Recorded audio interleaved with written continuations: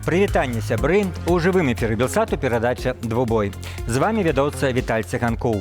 Тэма сённяшняй дыскусіі – чаму пашыраюцца скандалы ўнутры дэмакратычных сілаў і якая роля ў гэтым спецслужбаў. Удзельнікі «Двубоя» маюць розныя адказы на гэтае пытанне. Сёння гэта палітолог, прадстаўнік руху «Вольная Беларусь» Павел Усаў. Добрый вечар. І дэлегат Координацыйнай рады, старшыня руху «За свабоду» Юрась Губарэвіч. Прывітанне. Добрый вечер.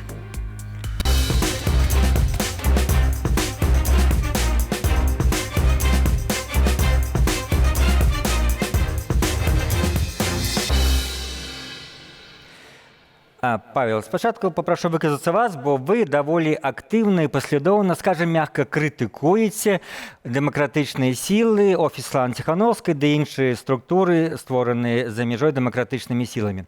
І якая стратэгічная мэта вашай крытыкі, што вы, в прынцыпе, хацелі б дабіцца сваёй крытыкай?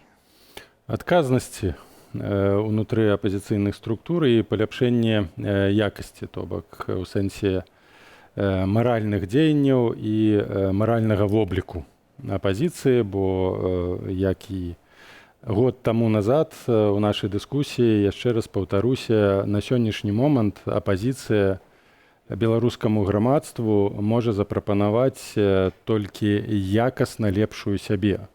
Якасна лепшую у сэнсе адрознення ад карупцыйнай улады, ад безадказнай улады, ад улады, якая хацела пляваць на грамадскую думку і на меркаванне людзей і на меркаванне грамадства. Вось менавіта такой апазіцыі не павінна быць. Апазіцыя павінна быць адказнай, павінна адказваць на крытыку і павінна у маральным сэнсе быць лепшая ад тых, хто знаходзіцца сёння пры ўладзе. Прабачце, удакладню, то бок вы лічыце, што вось апазіцыя, якую вы сёння крытыкуеце, она гэтымі якасцямі не вылучаецца, она не лепшая за ўладу? Ну, і шмат якіх праблемаў, у тым ліку і карупцыйных, і безадказнасці, і скандалаў палітычных, сведчаць пра тое, што, на жаль, людзі, якія жадаюць быць альтэрнатывай для ўлады, не зусім адпавядаюць тым палітычным якасцям і маральным якасцям,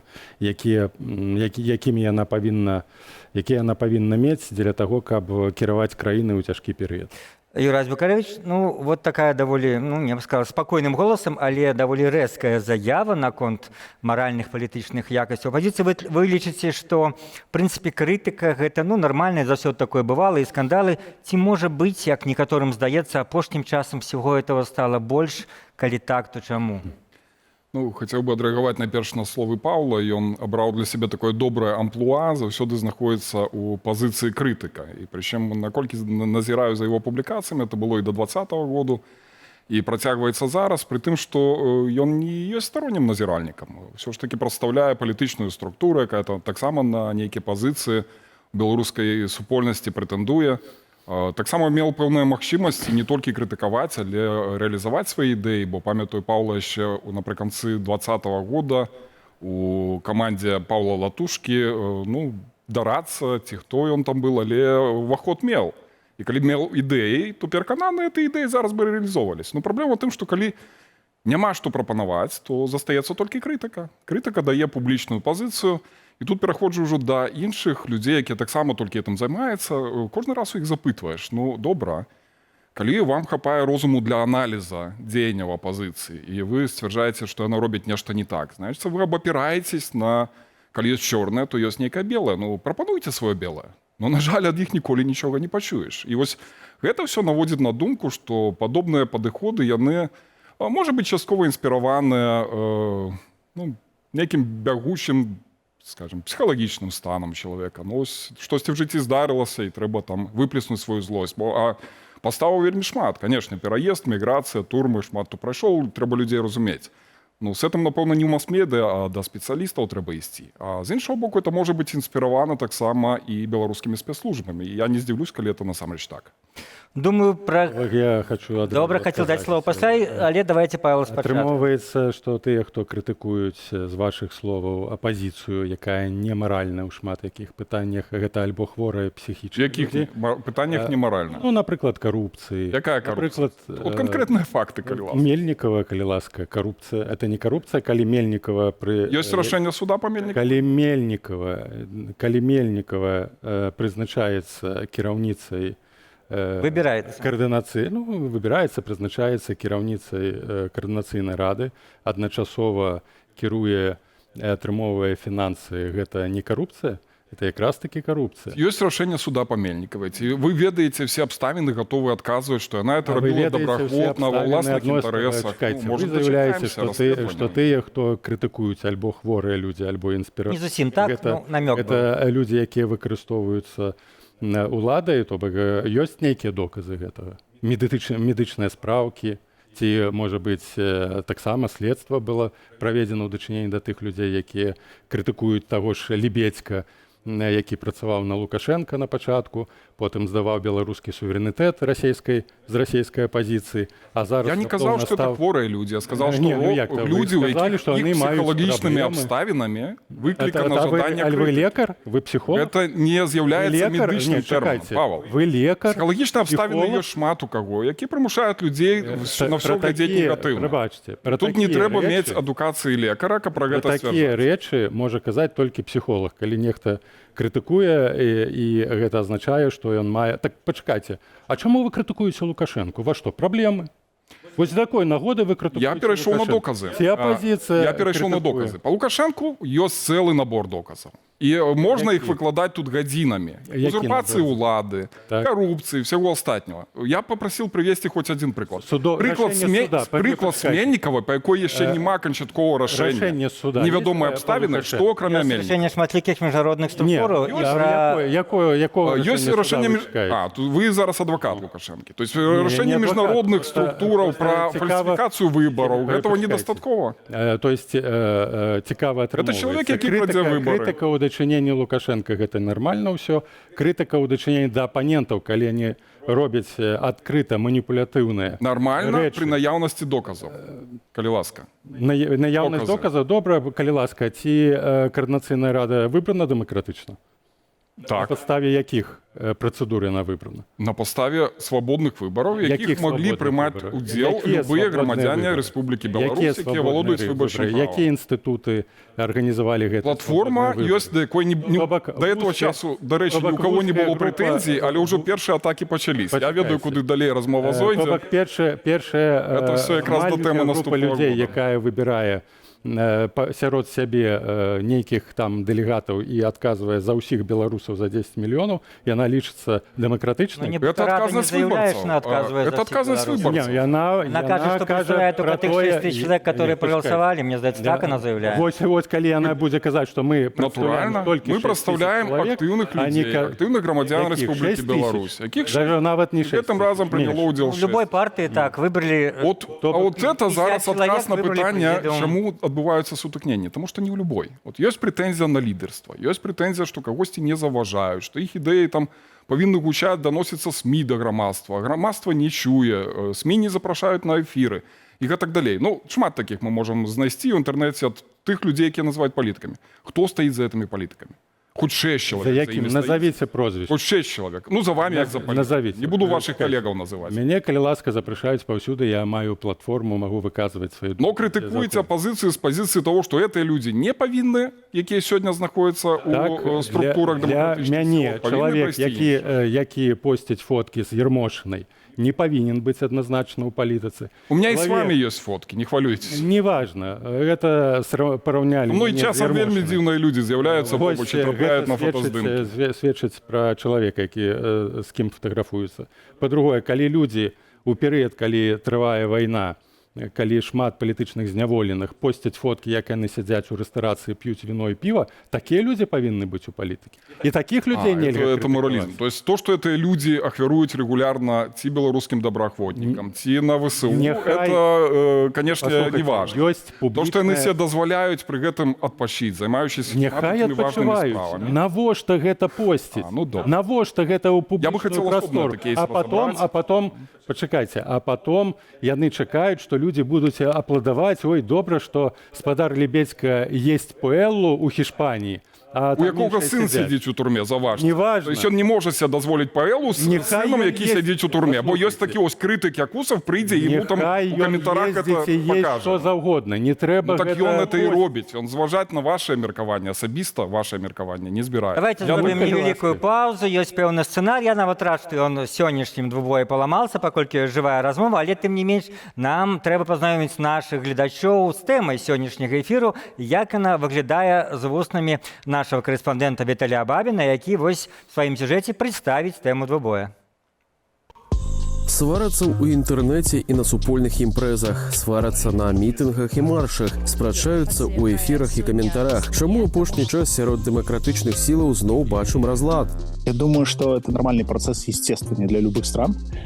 Нет никакого единства оппозиции в любых авторитарных странах. Да и в демократических тоже. Когда мы видим, после выборов происходят какие-то коалиции, люди ссорятся, объединяются, это консенсус возникает. Когда есть монополия на что-то, то это уже к диктатуре может приводить. Ну а мы задаемся пытаннем, наколькі эфектыўна рэжымная прапаганда выкарыстоўвае гэтае непаразуменне сярод апазіцыі дзеля сваіх мэтаў. Ці маюць да гэтых працэсаў дачыненне гэтак званыя агенты ўплыву, а самі сваркі правакуюць спецслужбы Лукашэнкі. Трэба усведомляць, на работу кожны дзень прыходзяць сотні людзей, якія раскладаюць свае печкі, лезуць в камп'ютары і пачынаюць працаваць па умоўна ворагам гэтага рэжыму. Таму некаторыя рэчы, якія адбываюцца всередине апозіцыі, гэта менавіта дзела іх рук. Найчасцей у дэмакратычных сілаў няма кансэнсусу адносна перамоваў з рэжымам у пытаннях вызвалення палітвязняў, адсутнасці фінансавых справаздачаў дэмакратычных структураў перад беларусамі, а таксама згоды пра тое, як дэмакратычныя структуры маюць рэагаваць на рознага кшталту скандалы, як, напрыклад, на сітуацыю, звязаную са знікненнем экс-спікеркі Каардынацыйнай рады Анжэлікі Мельнікавай і ейнай верагоднай сувязі з агентам беларускіх спецслужбаў. Вонкавыя партнёры, яны не будут разбираться, в чым там была конкретно справа Мельниковой. Звонку відомо, что она была по иерархии третьим человеком в системе белорусских институций демократичных сил. І то, що за адбылось, яно пляжыць і б'е па ўсіх. Пяткевич Наталья Владимировна. Пасля прызначэння на пасаду віцэ-прэм'ера Наталья Пяткевич, якая працяглы час жыла ў Злучаных Штатах, з'явіліся версіі, што менавіта гэты чалавек можа пераканаць рэжым наладжваць стасункі з Захадам праз асобныя саступкі, у тым ліку наладзіць дыялог з дэмакратычнай супольнасцю. Диалог может быть в Беларуси только когда Лукашенко освободит всех политических заключенных. После этого можно вообще ставить вопрос о диалоге. В то время, когда он держит в заложниках огромное количество людей, какой может быть диалог? Пяткевич ничего не решает, она всего лишь винтик в этой системе. А пакуль шрубкі сістэмы выконваюць сваю зладжаную працу, сваркі ў апазіцыі ідуць на новае кола. Як прыклад, апошняя публічная дыскусія Зянона Пазняка і Паўла Латушкі на мітынгу ў Варшаве. Лідар руху «Вольная Беларусь» чарговы раз заявіў, што заходнія санкцыі ізалююць Беларусь ад Еўропы і штурхаюць яе ў абдымкі Расіі. Лідар народнага антыкрызіснага ўпраўлення ж лічыць, што эканамічныя абмежаванні па-ранейшаму маюць сэнс і плён.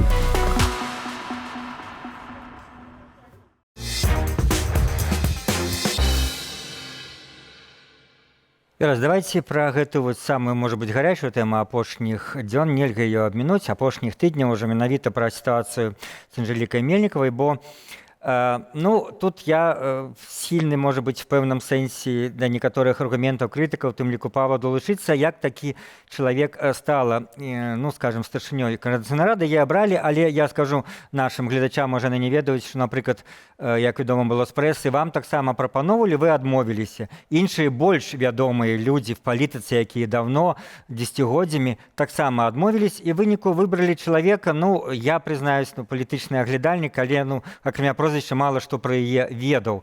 Вось ці не бачыце все-таки тут нейкага, ну, скажем, пракола, як мінімум?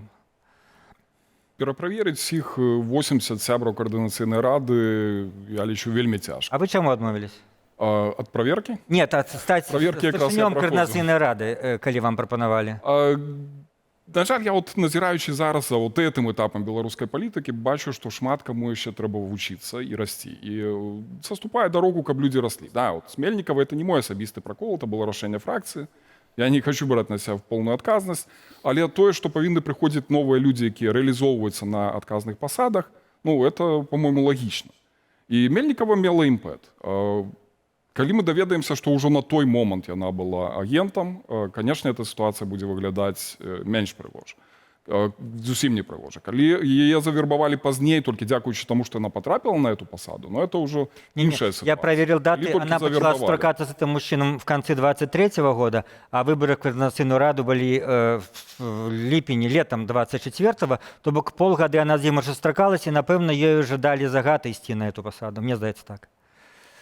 Трэба ўзмацніць бяспеку, это урок для ўсіх нас. Трэба пераправяраць людзей, якія прыходзяць на адказныя пасады. Трэба сістэма падвойнага контроля, асабліва всего того, што тычыцца фінансаў. Польскае заканадаўства это дазваляе. Здарылася то, што ёсць. Апошняя кропка не пастаўлена. Можа, будуць яшчэ нейкія значна больш горшыя факты всплывуць. Можа быць, наадварот, всплыве сітуацыя, дзе акажацца, што яна была вымушана под нейкім ціскам это рабіць. Ну, хацелось бы дачакацца расследавання, ўжо тады рабіць канчатковыя высновы.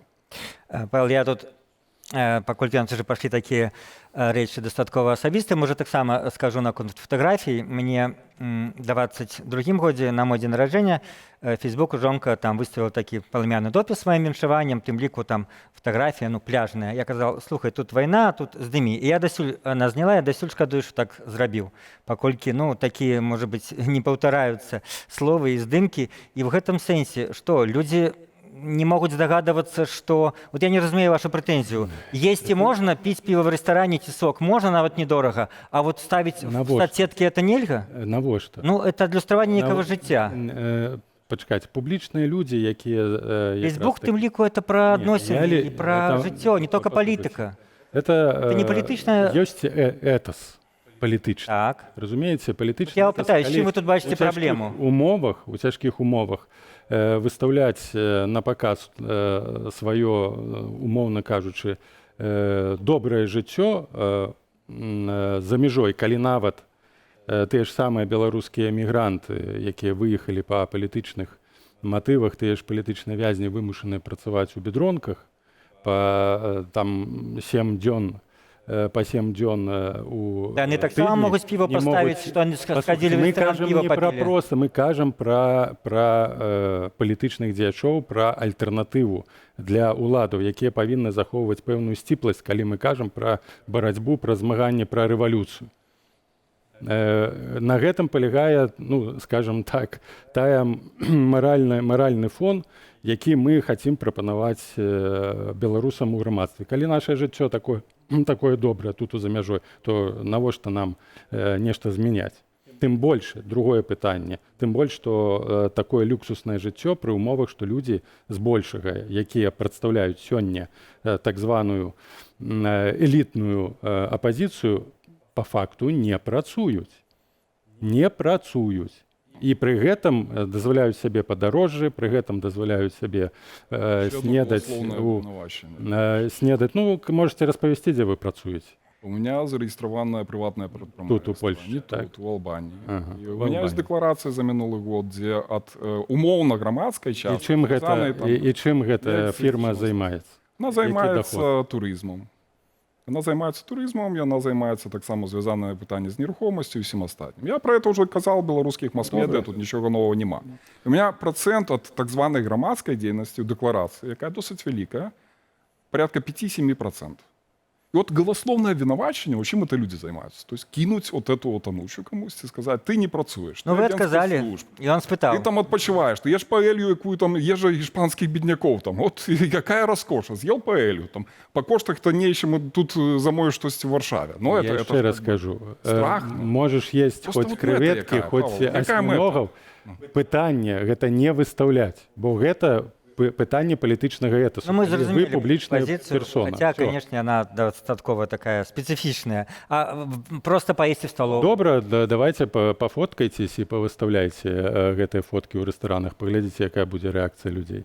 Ну, Я бы з іншого хотел оценить трошки. Вот коли говорим про реакцию людей, это дискус до 2020 года, коли насамрэч люди, які приходили в эту активную частку демократичных сил, их выгоняли с працы, яны шмат терпели, и их было некалькі там сотен ці некалькі тысяч.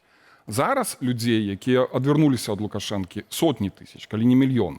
Конечно, сярод іх ёсць тысячи, может, десятки тысяч потерпевших, реально. Палізняволеных, якія прайшлі праз турмы, якія змаглі пасля этого з'ехаць. Шмат хто застаецца ў турмах. Но колоссальная большасць людей, да каго мы зараз апелюем, не прыхільнікаў Лукашэнкі. Это люди самадастатковыя, якія змаглі з'ехаць з грашыма, могуць себе нешта дазволіць.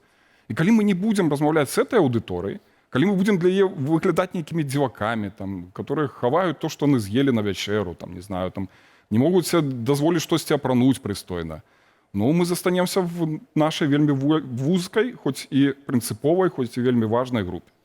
Варта выходзіць на ўсіх беларусаў. Вы не думаете, что аргументы, которые вы сегодня приводите, яны могуць выкарыстаны, напрыклад, супраць кіраўніка структуры, якую вы прадстаўляеце Новой Беларусі, спытаць нового пазняка, а где ён працуе, гадамі можна, как бы навряд ці ён адкажа на гэтае. Неаднакратна адказваў. Я магу нават вам прыклад прывесці апошні, калі за прададзеныя кнігі, якія там некалькі тысячаў экземпляраў Зянон Станіславович прадаў, ён для руху «Вольная Беларусь» набыў бусік за 15 тысяч $. Калі ласка. Ну, ясно. Всё гэта ўсё... Все люди з кніжнага бізнеса скажуць, што гэта сабекошт кнігі даражэй, чым...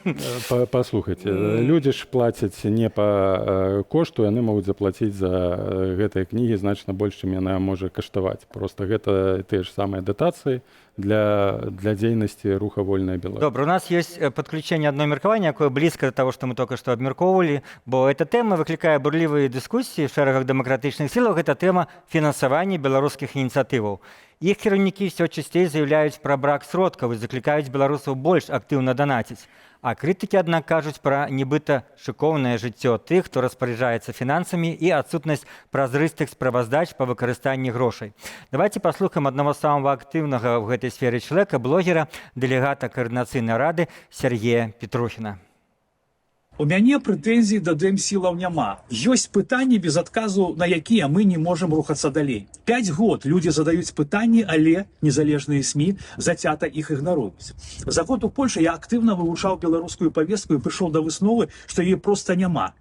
Людзі часта пішуць, што Машэнскі корміць апазіцыю, каб тая наўзамен лабіравала яго інтарэсы.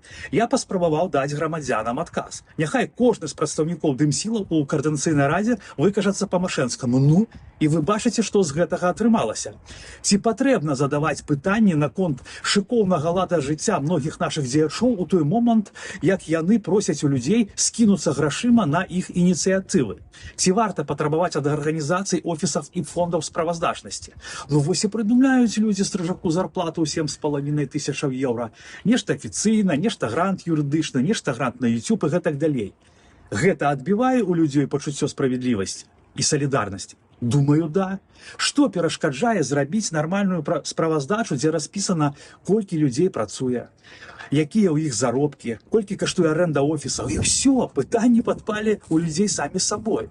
Я толькі запытаўся ў спадара Лявончыка, чым скончылася ягоная праверка ягоных фондам нарвежскім хельсінскім камітэтам. Дык ён пачаў мяне абражаць і называць сваім кліентам. Я кліент Лявончыка, чый цесць у Беларусі другі чалавек пасля Шэймана? Пытанняў шмат. Так а дзе мне аб гэтым пачытаць у афіцыйных грантазалежных медыа? Няма прэтэнзій, ёсць пытанне.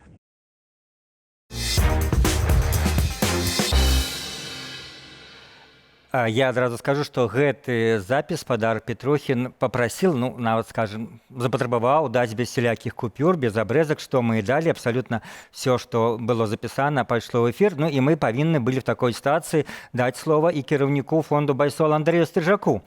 Паводле Стрыжака, беларускія ініцыятывы з меркавання бяспекі часта вымушаны хаваць звесткі пра сваіх донараў і атрымальнікаў дапамогі. Але агулам дзейнасць сваёй арганізацыі ён лічыць цалкам празрыстай і мяркуе, што адбываецца наўмыснай спробы дыскрэдытацыі беларускіх ініцыятываў. Такога кшталту закіды, што нешта непразрыста, нешта неадкрыта ляцяць у нас з цягам гэтых 5 год. Яны не маюць ніякай падставы пад сабой, бо мы рэгулярна публікуем свае публічныя справаздачы, справаздачымся перад літоўскай дзяржавай як літоўская інстытуцыя, справаздачымся перад людзьмі. На нашым сайце заўсёды можна знайсці справаздачы за папярэднія гады і азнаёміцца з імі. Я бачу, што ідзе моцная скаардынаваная атака супраць дэмсілаў апошнімі месяцамі. Мы бачым гэта па такіх усплесках, якія ўзнікаюць у інфапрасторы час ад часу. Мы бачым гэтую сітуацыю па тым же самым кейсе Анжэлікі Мельнікавай. Зразумела, што там нічога не зразумела да канца ў гэтай гісторыі, але бачна, што гэта была добра спланаваная, скаардынаваная аперацыя спецслужбаў. І такіх аперацый зараз цягнецца, я думаю, не адна. Я не пра тое, што хтосьці яшчэ ў нашых шэрагах працуе альбо такім чынам шантажаваны ці нейкім іншым чынам залучаны як Анжэліка Мельнікава. Я кажу пра тое, што ёсць людзі, якія мэтанакіравана працуюць на раскол, на зніжэнне даверу, на пасеў вось гэтых сумневаў. І тут вельмі важна адна рэч. Нашая стандартная практычная парада да ўсіх, хто займаецца грамадзянскай актыўнасцю. Рабіце сваю справу.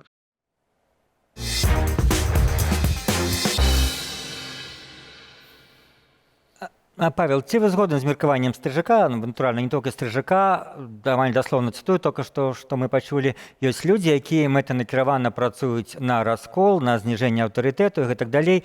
Па-вашаму, хто гэтыя людзі і як можна аддзяліць вось тых, хто працуе па заказу, скажем так, можа быць, па нейкіх нават сваіх сувязях, альбо тыя, хто шчыра хоча, вось як вы, змяніць нейкі дзеянні, змяніць нейкія, скажем, падыходы ў дзеяннях дэмакратычных сілаў? Давайте сходзіць з таго, што амаль 2,5 гады ніякай крытыкі ў дачыненні да офіса, да іншых структур не было. Была кансалідацыя. Моцнай крытыкі, ніякай у дачыненні да дзеянню офіса, НАУ, іншых структур з боку асноўных палітычных гульцоў не было. Больш таго, была кааперацыя.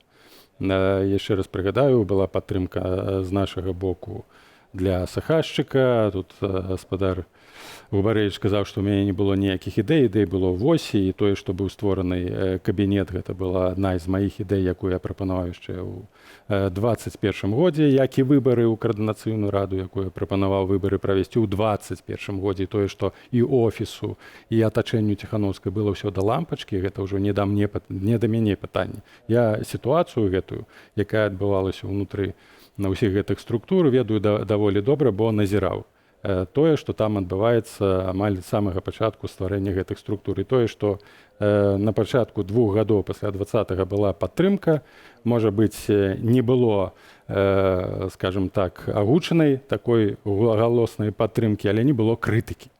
Не было крытыкі, потым першыя такія крытычныя моманты былі якраз з боку Цыпкала, Веранікі і Валера Цыпкала, але ўжо калі пачалася ўжо палітыка перарасла ў абсалютны авантурызм, проста без усялякага абмежавання, і скандалы з Кавальковай, памятаеце, там те 500 000, і скандалы з Зарэцкай, калі невядома як хто прыцягнуў гэтую спадарыню ў кабінет, і скандалы з Азаравым па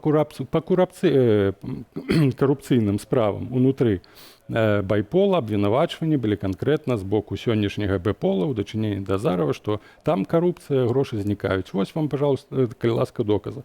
І калі зараз відавочна, што за 4 гады былі знішчаны велізарныя рэсурсы, давер, кансалідацыя, мабілізацыя, падтрымка, калі людзі гатовыя былі супрацоўнічаць з усімі структурамі, укладаць туды свае грошы і свае сілы. Зараз мы бачым, як якасць, як эфектыўнасць, як кансалідацыя проста знікае, менавіта дзякуючы таму, што крытыка ў дачыненні да гэтых структур не была своечасовай. Дзякуючы таму, што медыа ігнаравалі праблемы сістэмныя, пачынаючы ад чорнай кнігі Беларусі, прыхоўвалі, заметалі пад падлогу, не давалі гэтаму разрасціся, каб проста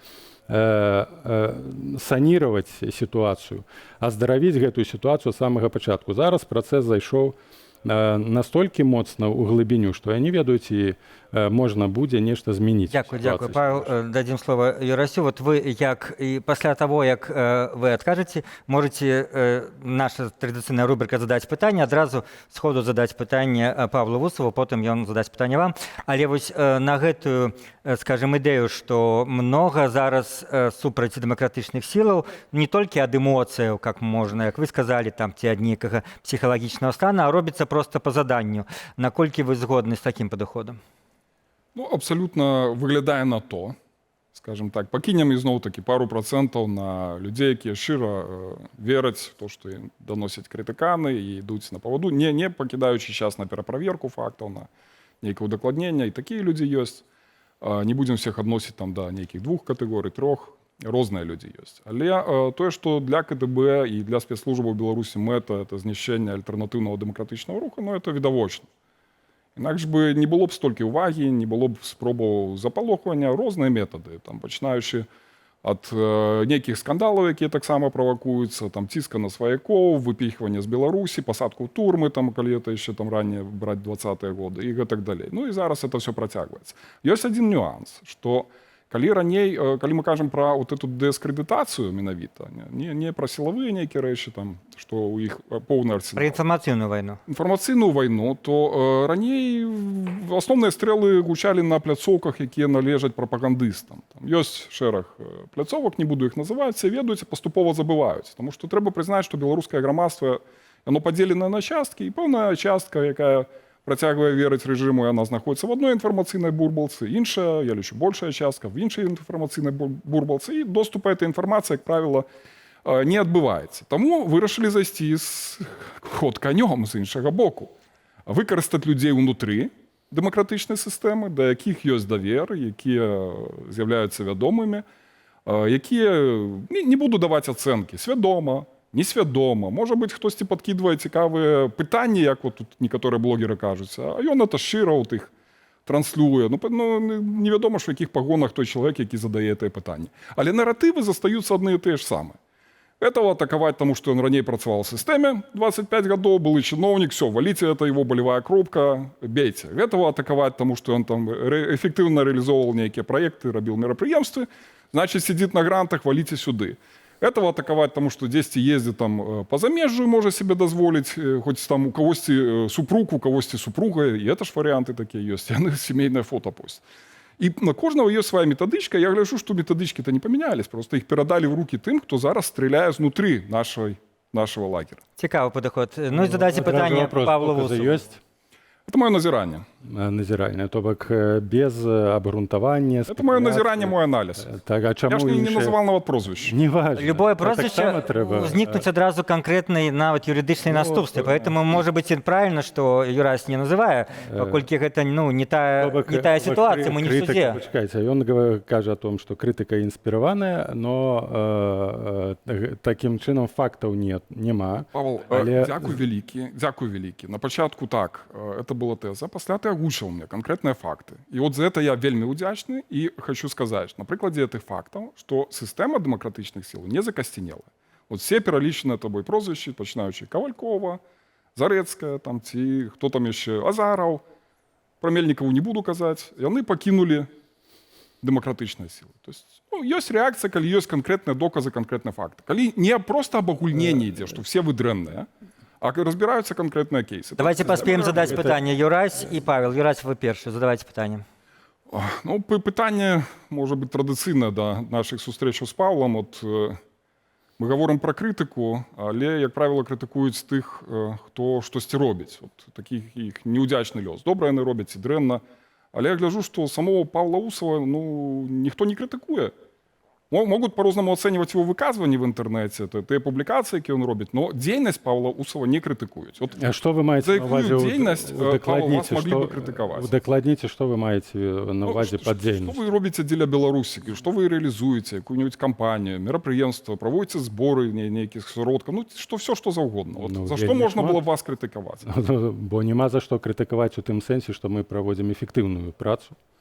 Напрыклад, падтрымка палка Каліноўскага за гэтыя 2 гады, нават больш, што ідзе вайна, вольная Беларусь, і я ў межах вольнай Беларусі, сабралі больш за 60 000 евро, перадалі аўтамабілі, перадалі дроны, медыкаменты, вопратку, дапамога параненым. Што яшчэ?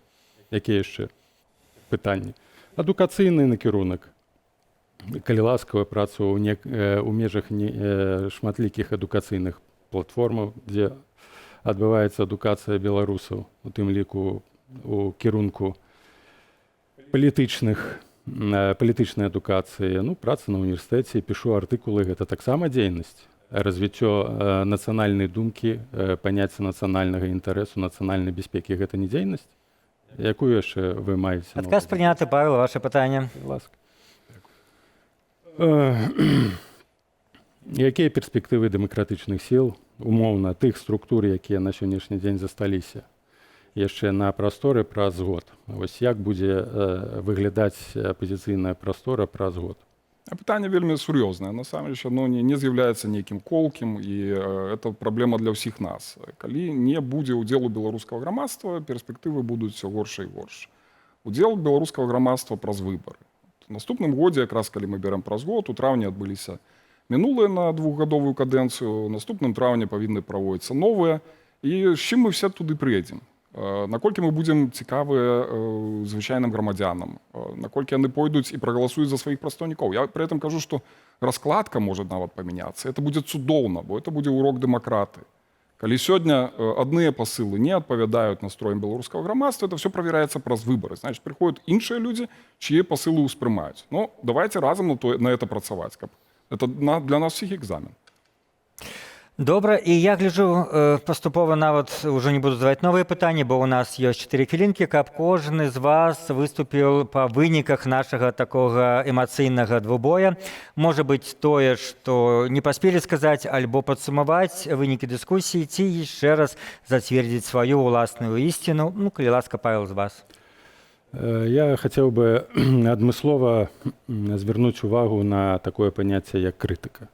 Крытыка – гэта важны элемент таго, што мы называем свабода слова. Без крытыкі, без уважлівага адсочвання таго, што робяць людзі ў палітыцы, не будзе ніколі дэмакратыі. У тым ліку, калі мы кажам пра апазіцыйныя структуры і пра апазіцыйных дзеячоў, я лічу, што ў дачыненні да апазіцыі крытыкі нават павінна быць болей, чым у дачыненні да ўлады. Чаму? А таму, што апазіцыі, людзі, у тым ліку я, як апазіцыя, людзі давяраюць апазіцыі сваю будучыню. Зараз людзі плоцяць сваёй крывёй, сваім жыццём, сваёй свабодай за тое, каб жыць у лепшай краіне, у дэмакратычнай краіне. І калі да ўлады прыйдуць людзі безадказныя, без маральных прынцыпаў, без палітычнага этасу, то ўсе гэтыя ахвяры будуць марныя. І каб не дапусціць таго, каб мы паўтарылі 94 год, каб у Беларусі да ўлады прыйшлі авантурысты, крытыка проста асабліва зараз. Яна вельмі патрэбная, яна стварае імунітэт для дэмакратычнай культуры, для дэмакратычнага грамадства. Таму, шаноўныя мае спадары, крытыкуйце, не бойцеся крытыкаваць, не бойцеся задаваць вострыя вопросы. Інакш ніколі дэмакратыі не будзе ў нашай краіне. Дзякуй. Юрась, ваша хвілінка з лішнім.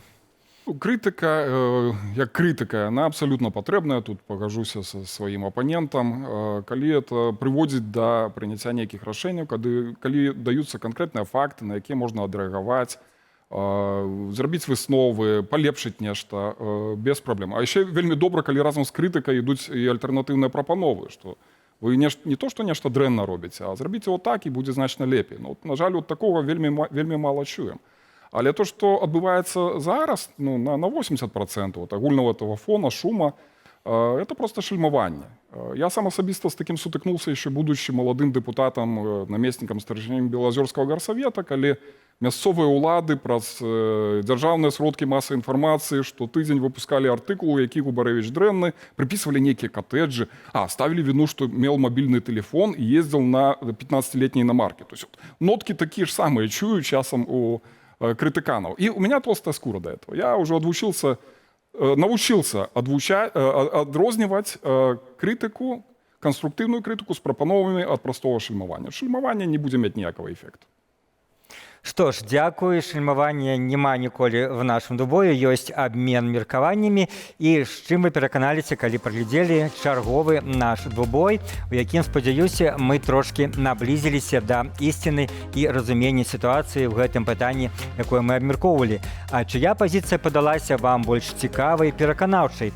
Глядзіце нашу праграму ў любы час на YouTube, пішыце там свае ацэнкі і каментары. Вядома, стаўце лайкі, але толькі пры умове, калі гэта для вас бяспечна.